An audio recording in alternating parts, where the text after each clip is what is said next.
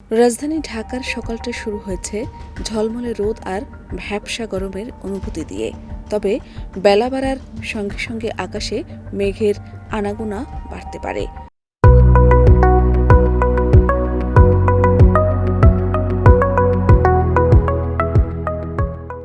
আবহাওয়া অধিদপ্তর জানিয়েছে, ঢাকাসহ দেশের বিভিন্ন অঞ্চলে মৃদু তাপপ্রবাহ ৩ জুন পর্যন্ত অব্যাহত থাকতে পারে।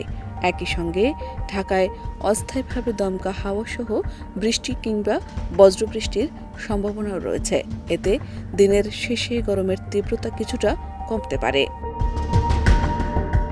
২ জুন আবহাওয়ার পূর্বাভাসে বলা হয়েছে, রাজশাহী, রংপুর ও খুলনা বিভাগের উপর দিয়ে বয়ে যাওয়া মৃদু তাপপ্রবাহ ৩ জুন পর্যন্ত অব্যাহত থাকতে পারে।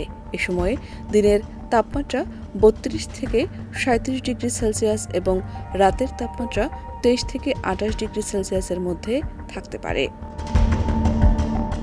পূর্বাভাস অনুযায়ী চট্টগ্রাম ও সিলেট বিভাগের কিছু কিছু এলাকায় এবং ময়মনসিংহ, ঢাকা, খুলনা ও বরিশাল বিভাগের কিছু কিছু এলাকায় অস্থায়ীভাবে দমকা বা ঝোড়ো হাওয়াসহ বৃষ্টি অথবা বজ্রবৃষ্টির সম্ভাবনা রয়েছে।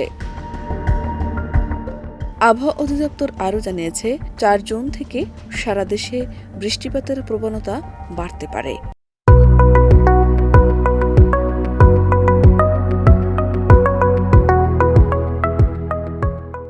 এর প্রভাবে তাপমাত্রা ধীরে ধীরে কমে আসবে এবং চলমান গরম থেকে কিছুটা স্বস্তি মিলতে পারে। শাহনাজ পারভীন, দেশ রূপান্তর।